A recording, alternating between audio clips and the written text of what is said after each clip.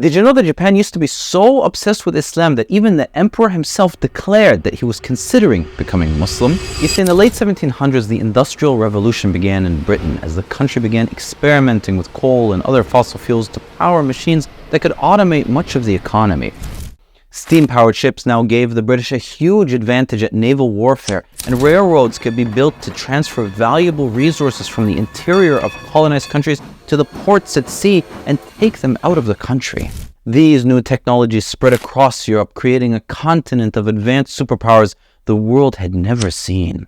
Even the old empires that were once dominant were now falling behind, and soon they would see just how devastating the consequences of that would be.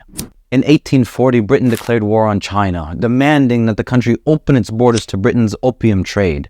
And within 3 years, the huge nation of China had fallen to the British, an island nation that had used an army of less than 20,000 soldiers. The Chinese were forced to sign a humiliating treaty, opening their borders to the Europeans, paying for the losses the British had suffered, and giving up the island of Hong Kong to the British. And soon, the other European nations began to take advantage of the Chinese too. But while all this was happening, one of China's neighbors to the east was also beginning to feel the pressure from the Western powers. In 1852, an American expedition arrived along the coast of Japan, threatening to attack with gunships if the Japanese did not accept trade on American terms. The Japanese knew that they were no match for the American gunboats, and they ultimately capitulated to the threat. This put the Japanese government in deep trouble. At the time, Japan was ruled by the Tokugawa shogunate, a group of feudal lords who were initially supported by the samurai. But now that the feudal lords had capitulated to the Western powers, the samurai began to call for change in government and for the restoration of an emperor who would take control of Japan and expel all of the foreigners from the country. And soon enough, in 1868, at only 16 years of age, Emperor Meiji was put on the throne. Under the new government, Japan began a campaign of rapid industrialization known as the Meiji Restoration. There were tax reforms and land reforms. The class system was abolished. The education system was rebuilt. The government invested heavily in industry and infrastructure, building railways and shipyards and mines and factories. A nationalist fervor swept the country, and slogans like "enrich the country, strengthen the army" were popularized. And soon Japan began producing its own ships, its own weapons, and soon enough the Western powers began to worry. In 1894, Japan began its own war with China, fighting over control of the Korean peninsula. And this alarmed Russia, who had their own ambitions in the region. And by 1904, Japan and Russia were at war. Up until this point, no Asian country had been able to match the Europeans in military might. Everyone just assumed that Russia would win this war. But what they hadn't realized was just how much Japan had advanced during the Meiji Restoration. And in 1905, at the Battle of Tsushima, the Japanese smashed the Russian Navy, putting the Europeans in shock. Now the Japanese were seen as a real threat, and they knew that they would need to find allies fast if they were going to compete with the rest of the Western Christian powers. You see, one of the things they noticed was that there were tens of millions of Muslims living in Russia and China, and that seemingly half of the world was at least nominally united under the banner of Islam. The Japanese began to consider Islam and the Muslim world as allies in their national struggle against the Christian powers, and soon they started a widespread propaganda campaign, sending news reports to China and India and Russia and Egypt and Turkey and Persia, announcing that a Congress of Religions was going to be held in Japan and that the Japanese were seriously considering making Islam the national religion, and that even the emperor himself was just at the point of becoming Muslim.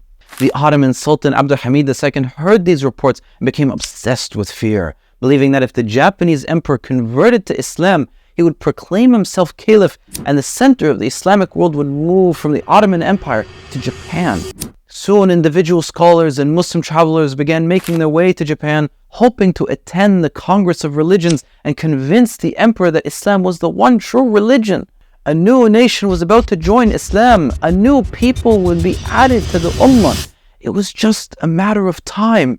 But as the months went on, the same stories continued to be played out in the news, and no real conclusion was ever reached. There was no Congress of Religions. The emperor was not on the verge of converting to Islam. It seemed as if the Japanese had wanted to unite with the Muslims, but they were not sincere in their claims. All of it had been a lie. But that's not entirely true either. There were actually some people who were sincere. You see, back in Russia, a revolution had begun and was now being fueled by the humiliating defeat that the Japanese had recently handed them. And during this uprising, a new political party was created called the Union of Muslims of Russia, with one of its leaders being a journalist and a student of knowledge named Abdurrashid Ibrahim. The next year, Abdurrashid was elected as a member of parliament, but he was later removed from the government for being an editor of a pro-Muslim newspaper, and soon enough he was on the run, fleeing the Russian Empire. In 1908, he was invited to Japan by the Black Dragon Society, an ultra-nationalist group with powerful connections in the government.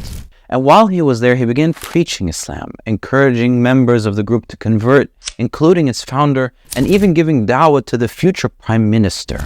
Together, they founded the Asian Congress, headed by a Japanese convert to Islam by the name of Abu Bakr Ohara, with the specific purpose of promoting Islam in Japan. In that same year, Abdurrashid brought another Japanese man to Islam named Umar Yamaoka, and the two traveled together to Mecca for Hajj. Umar Yamaoka then convinced a third Japanese man by the name of Bunpachiro Ariga to accept Islam, causing a chain reaction to continue. Abdurrashid continued to meet with other members of the Japanese government and of the Black Dragon Society, and he was able to convince the Japanese government to build the country's first two masjids in Kobe and Tokyo.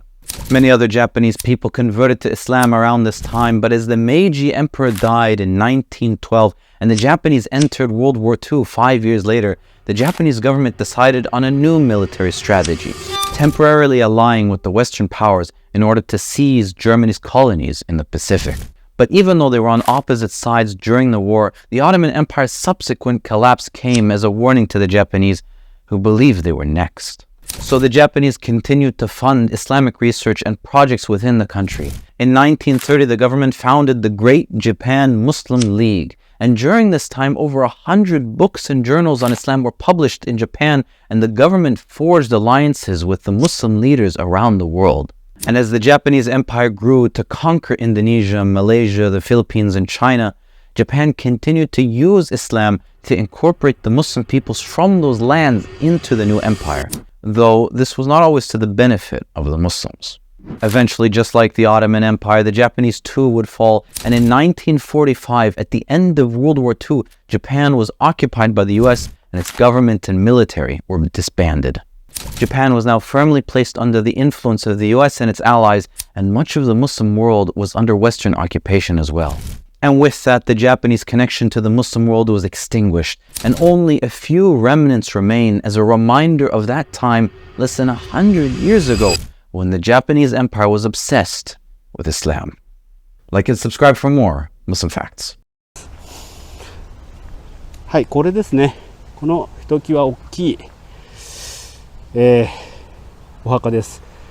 ちょっとタタール語で書かれているので読めないんですけれども、ただこの台座のところは読みますね。これですね。カディ&ハディジアブドゥルレシとイブラヒムって書いてありますね。